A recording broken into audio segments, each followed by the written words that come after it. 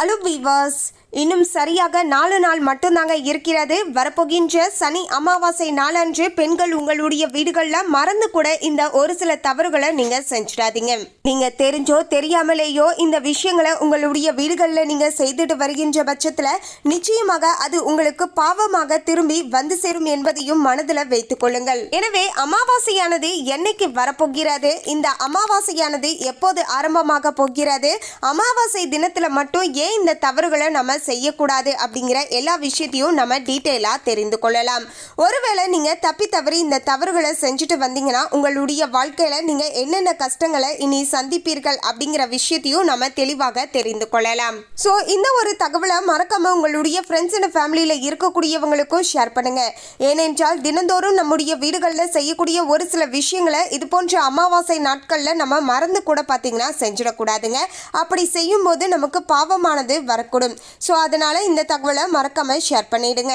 அதுக்கு முன்னாடி இன்னும் நம்ம சேனலை சப்ஸ்கிரைப் பண்ணலன்னா சப்ஸ்கிரைப் பண்ணிடுங்க. அப்படியே பக்கத்தில் இருக்கக்கூடிய பெல் ஐக்கானையும் பிரஸ் பண்ணுங்க. வாங்க வீடியோக்குள்ள போகலாம். 29/3/2025 சனிக்கிழமை அன்று தான் அமாவாசையானது வரப்போகிறது.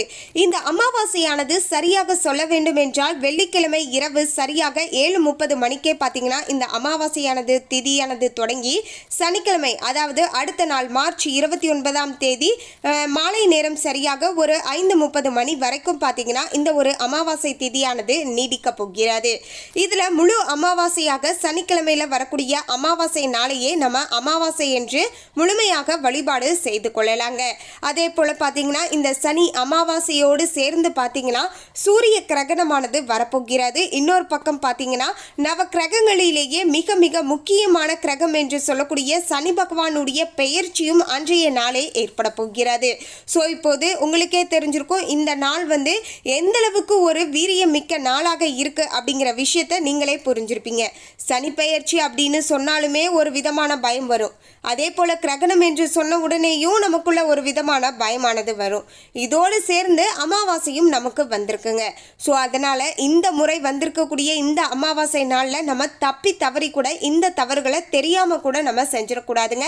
ஸோ இந்த ஒரு தகவலை தெரிஞ்சுக்கிட்டு நீங்க முழுமையாக அன்றைய நாள் இந்த செயல்களை செய்யணும், இதை செய்யக்கூடாது அப்படிங்கிறத முழுமையாக தெரிஞ்சுக்கோங்க. மறக்காம உங்களுடைய ஃப்ரெண்ட்ஸ் அண்ட் ஃபேமிலிக்கும் ஷேர் பண்ணுங்க.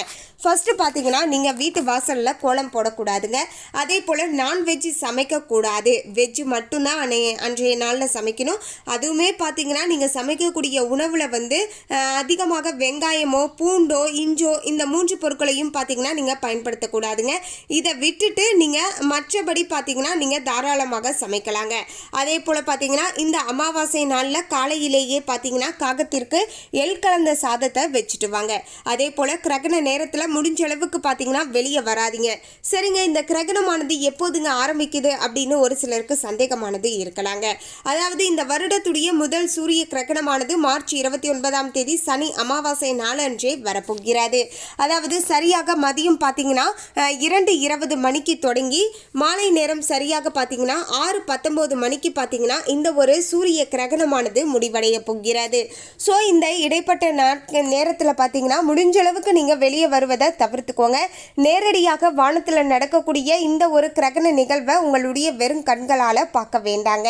அப்படி பார்க்கும்போது பார்த்தீங்கன்னா உங்களுக்கு தோல் சம்பந்தமான பிரச்சனையும் கண் சம்பந்தமான பிரச்சனைகளும் வரலாம் என்பதால் முடிஞ்ச அளவுக்கு இந்த ஒரு விஷயத்தை பார்த்தீங்கன்னா அவாய்ட் பண்ணிக்கோங்க.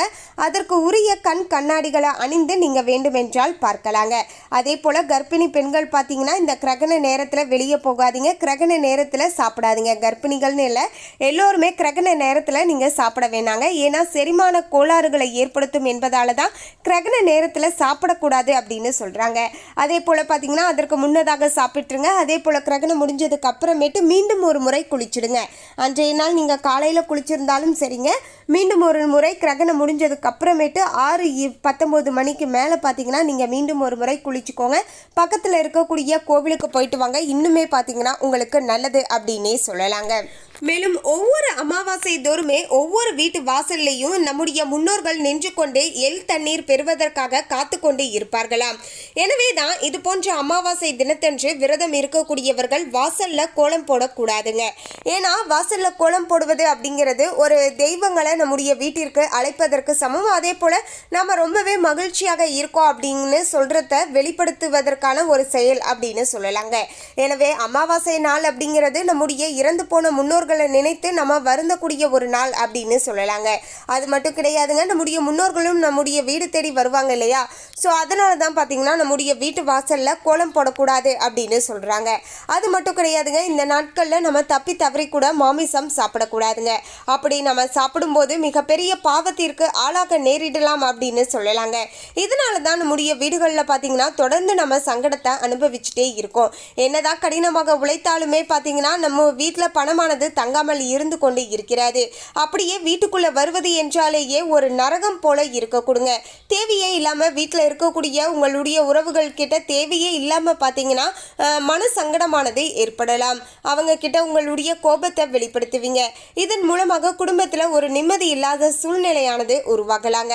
அது மட்டும் கிடையாதுங்க, நீங்கள் எந்தவித சுப காரியங்கள் தொடங்கணும் அப்படின்னு நினைச்சாலுமே ஏதாவது ஒரு வகையில் தடங்களானது வந்து கொண்டே இருக்குங்க. இப்படி எல்லா பக்கமும் பார்த்தீங்கன்னா உங்களுக்கு பிரச்சனைகளாகவே இருக்கக்கூடும். ஸோ இது மாதிரியான தவறுகளை நீங்கள் செஞ்சிடாதீங்க. அதே போல் பார்த்தீங்கன்னா வெங்காயம், பூண்டு இது போன்ற உணவுகளையும் பார்த்தீங்கன்னா இந்த இரண்டு பொருட்களையுமே உணவில் பார்த்தீங்கன்னா சேர்த்திக்க கூடாது. அன்றைய தினம் பார்த்தீங்கன்னா யாரையுமே பார்த்தீங்கன்னா கோபமாக கூட பார்த்தீங்கன்னா நம்முடைய வாயிலிருந்து நம்ம பேசக்கூடாதுங்க. முன்னோர் வழிபாட்டுக்கு உகந்த அமாவாசை தினத்தில் வீட்டு வாசலில் கோலம் போடுவதை தவிர்க்க வேண்டும். முன்னோரை வழிபட்ட பிறகு தெய்வ வழிபாடுகளை நம்ம தொடர வேண்டும் என்பதால தான் அமாவாசை தினத்தில் வீட்டு வாசலில் கோலம் போடுவது கிடையாது. கோலங்கள் தெய்வ வழிபாட்டுக்கு உரியவை என்பதுடன் மகிழ்ச்சியின் வெளிப்பாடாகவும் அமைஞ்சிருக்குங்க. எனவே தான் முன்னோர்களை இழந்து அவங்களுடைய பிரிவால் வாடக்கூடிய நாம திதி அமாவாசை தினங்களில் கோலம் போடுவதை தவிர்த்து கொள்ள வேண்டுங்க. அமாவாசை வழிபாட்டில் காகத்துக்கு முக்கியத்துவமானது கொடுக்கப்படுகிறது. அன்று காகத்துக்கு சாதம் வைத்து அது சாப்பிட்ட பின்னரே அனைவருமே சாப்பிடக்கூடிய பழக்கமானது நடைமுறையில் இருக்குங்க. சனீஸ்வர பகவானுடைய வாகனமான காகம் யமலோகத்தின் வாசல்ல இருப்பதாகவும் அது யமனின் தூதுவன் எனவும் சொல்லப்படுதுங்க. காகத்துக்கு சாதம் வைத்தால் யமலோகத்தில் வாழக்கூடிய நமது முன்னோர்கள் அமைதியடைந்து நமக்கு ஆசையை வழங்குவார்கள் என்று சாஸ்திரத்தில் சொல்லப்பட்டு இருக்குங்க. காகம் சாதத்தை எடுக்காவிட்டால் முன்னோர்களுக்கு ஏதோ மனக்குறை இருப்பதாகவும் பார்த்தீங்கன்னா ஒரு நம்பிக்கையானது இருக்கின்றது. ஸோ மறக்காம பார்த்தீங்கன்னா காகத்திற்கு எள் கலந்த சாதத்தை நீங்க வச்சுட்டு வாங்க. அதே போல அமாவாசை நாட்களில் பார்த்தீங்கன்னா ஒரு சில பொருட்களை பார்த்தீங்கன்னா நம்முடைய வீட்டிற்கு நாம வாங்கக்கூடாதுங்க. அதுல ஃபர்ஸ்ட் பார்த்தீங்கன்னா துடைப்பம். அதாவது அமாவாசை என்பது பித்ருக்களுக்கு உரிய நாளாகும். குறிப்பாக இது சனி பகவானை வழிபட வேண்டிய ஒரு நாளாகவும் அமைஞ்சிருக்குங்க. இந்த சாஸ்திரத்தின்படி துடைப்பம் என்பது மகாலட்சுமியுடைய தொடர்புடைய ஒரு பொருளாகும். இதனால தான் அமாவாசை அன்று துடைப்பத்தை வாங்கினால் மகாலட்சுமியின் கோபத்திற்கு ஆளாக வேண்டியதாய் இருக்கலாம். இதனால பண வரவுமே தடைப்படுவதுடன் திடீரென்று ஆரோக்கிய பிரச்சனைகளை நம்ம சந்திக்கக்கூடிய வகையிலையும் அதற்காக செலவுகள் செய்ய வேண்டிய சூழ்நிலைகளும் பார்த்தீங்கன்னா வீடுகளில் உருவாகலாம். வீட்டிற்கு இது போன்ற அமாவாசை நாட்கள் அன்று நம்ம பார்த்தீங்கன்னா விளக்கமாற வாங்கிட்டு வந்து வைக்கக்கூடாது. அதே போல தாங்க நம்ம மதுவையும் வாங்கக்கூடாது.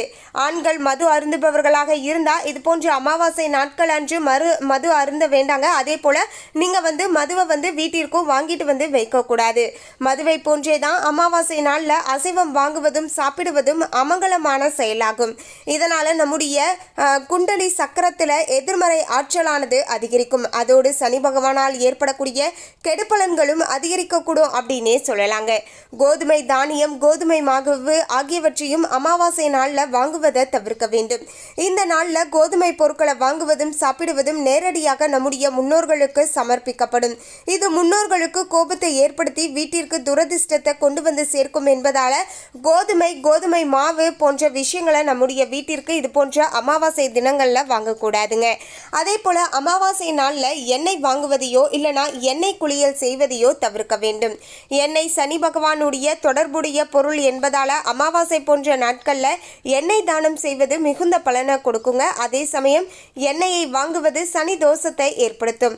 நல்லது நடக்க வேண்டுமென்றால் இந்த நாளில் எண்ணெயை தேய்த்து குளிப்பதை தவிர்க்க வேண்டும் என்றே சொல்லப்படுகிறது. அமாவாசை என்பது பித்ரு கர்மா செய்வதற்கான நாளாகும். இதனால இந்த நாளில் வீட்டிற்கு உரிய இறை வழிபாட்டிற்கு பயன்படுத்தப்படும் ஊதுபத்தி, மலர்கள், பூஜை பொருட்கள், சுவாமி சிலைகளுக்கு உரிய வஸ்திரங்கள் வாங்குவது உள்ளிட்டவைகளை தவிர்க்க வேண்டும். அதற்கு பதிலாக இந்த நாளில் இல்லாதவர்களுக்கு தேவையான பொருட்கள் வாங்கி கொடுப்பது நன்மைகளையும் புண்ணியங்களையும் பெருக செய்யுங்க. எனவே முடிஞ்சளவுக்கு இந்த ஒரு அமாவாசை நாளில் என்ன செய்யணும் என்ன செய்யக்கூடாது அப்படிங்கிறத பெண்கள் தெரிந்து கொண்டு அதற்கு தகுந்தாற் போல நடந்துக்கோங்க. அப்போதுதான் நமக்கு பாவங்கள் வராமல் நாம தப்பித்து கொள்ள முடியும். மேலும் இந்த தகவலை பற்றிய உங்களுடைய கருத்தை கமெண்ட்ல பதிவு பண்ணுங்க. இந்த தகவல் உங்களுக்கு பிடிச்சிருந்தா லைக் பண்ணுங்க, ஷேர் பண்ணுங்க. இது போன்ற சுவாரஸ்யமான தகவலை தெரிந்து கொள்ள சேனலை சப்ஸ்கிரைப் பண்ணுங்க. தேங்க்யூ.